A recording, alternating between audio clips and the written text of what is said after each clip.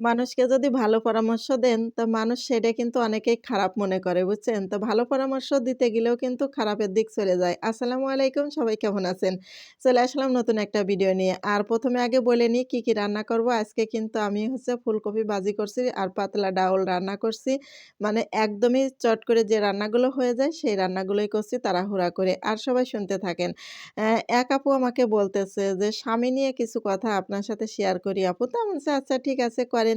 তা আমারে বলতেছে যে, "আপুরে স্বামীরে তো আমি প্রচুর ভালোবাসি কিন্তু সে আমারে ভালোবাসে না।" তা আমি আবার বললাম কি, "আচ্ছা সে বাসে না তো তুমি এত ভালোবাসো কেন?" তা বলছে, "আমি না তারে খুবই ভালোবাসি, তারে ছাড়া আমি বাঁচি না।" এরকম। আসলে স্বামীরে তো ভালোবাসে, প্রত্যেকটা মেয়েরাই ভালোবাসে। কিন্তু কিছু ছেলেরা দেখা যাচ্ছে যে সে মেয়েরে ভালোবাসে না। ঘরের বউকে ভালো না বেসে সে আরেকটা মেয়েরে ভালোবাসে। তো এখন আমি আবার কি বললাম শোনেন, আমি উত্তরটা ঠিকই দিছি তারে কিন্তু সে আবার কি মনে করতেছে জানি না। সে করছে কি মানে আমি রহস্য করেই বলেছি। সে বলতেছে যে, "আপু তুমি এইরকম কথা বললে।" তা আমি বলছি, "এই তোমার স্বামী যেহেতু তোমারে ভালোবাসে না, অন্য মেয়েকে ভালোবাসে, তা তুমিও তোমার স্বামীরে ভালোবাসো না। দরকার কি আছে? তুমিও দরকার হয় অন্য ছেলেকে ভালোবাসো, সমস্যা কি? শোধে শোধ যাক।" তো তখন সে মেয়েটা বলতেছে, মেয়েটা আসলে খুবই ভালো একটা ধার্মিক মেয়ে। তা বলতেছে, আপু তাহলে শোধে শোধ গেলে কি হয়? আমি তো চাই না যে অন্য ছেলেরে ভালোবেসে বিয়ে করব। কিন্তু তা আমি বলছি, "তাই তোমার স্বামী তোমারে এত ভালোবাসে না কেন? কারণ তুমি তার হাতে ধরে পায়ে ধরে ভালোবেসে কতদিন থাকবা এইভাবে? কারণ তোমারে সে ফিরেও তাকায় দেখে না। ফিরেও মানে করে না, এলাও করে না। তা তুমি কি করবা?" তা এমনি কইছে, "থাকি বছরের পর বছর পইড়ে থাকতেছে। আবার ছেলে-মেয়েও হয়ে গেছে তার ভিতর দিয়ে।"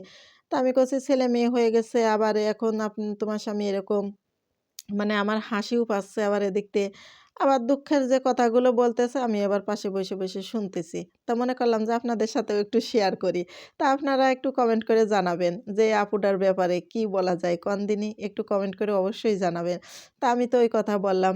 এখন আমার কথায় বলতে গেলেই মানে মনে এদিক থেকে খারাপ কষ্ট পাচ্ছে, আবার ওদিক থেকে মনে করতেছে যে আপু কি বলল? তা আসলে সত্যি কথা বলতে কি যে পুরুষরা ঘরের বউ রেখে চলে যায় এদিক ওদিক, তারা আসলে মানুষ না। তারা অমানুষ। আর ঘরের বউ এত ভালোবাসে ফিরেও তাকায় দেখে না। একদিন বুঝবে। যেদিন দেখবে যে ওই বাইরে সেই মেয়েটা ভালোবাসতেছে না, তখন ঠিকই ওই ঘরের বউর কাছে আসা লাগবে। তার হাতে পাত তলে লাথি তখন খাতেই হবে। এমন পুরুষ মানুষ আছে না, তারা নিজের ঘরের বউকে কখনো মূল্যায়ন করে না। বউর কথায় দাম দেয় না। এমন পুরুষ আছে। ওইসব পুরুষদেরকে আমি সবসময় ঘৃণা করে চলি। তাইতে আমি ওই আপুকে বলছিলাম যে, "তুমিও তোমার স্বামীকে ঘৃণা করো। কারণ তোমাকে যে ঘৃণা করে তুমি তাকে ঘৃণা করতে পারো না। তুমি এত তার হাতে ধরে পায়ে ধরে থাকতে হবে কি জন্যে? কারণ সে পুরুষ মানুষ, তুমি মেয়ে মানুষ। তাতে কি হইছে? কারণ তোমার ভালোবাসা সে গ্রহণ করতে চায় না। তুমি দরকার হয় অন্য একটা ছেলের সাথে ভালোবাসা করতে পারো। সমস্যা কি? সে যদি পারে তা তুমি পারো না। তার হাতে ধরলে পায়ে ধরলে সে আরো মানে যে আহ্লাদের জ্বালায় গলিয়ে পড়ে। চরিত্রহীন পুরুষ কোথাকার। ওইসব পুরুষদেরকে ঘৃণা করা উচিত।